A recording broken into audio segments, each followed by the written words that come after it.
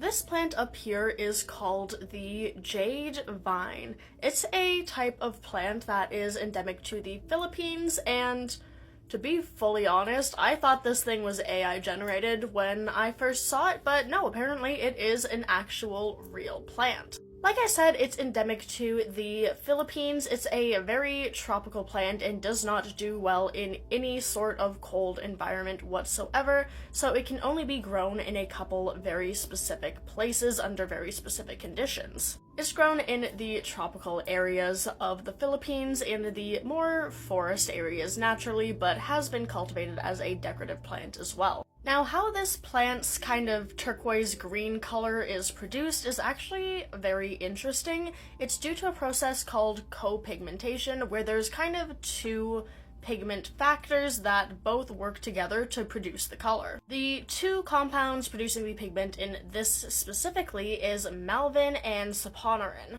And it also has to do with the pH of the areas as well, but all of that is kind of complicated, but it does result in this very, very interesting looking plant. Now, the flowers of the jade plant also have quite an interesting and unique shape, and this is largely due to the fact that they are pollinated by bats. The bats come to the flowers of the jade plant to kind of hang upside down and drink the nectar. When doing so, they pick up pollen and then spread it around to other jade plants. And the shape of these plants are kind of optimized to provide the best resting spot for the bats so they can pick up the most pollen, which is cool. Now, the jade vine is rather rare. It's not very common, found in the wild, and again can only be grown in very specific conditions. So unfortunately, it is rather uncommon to see.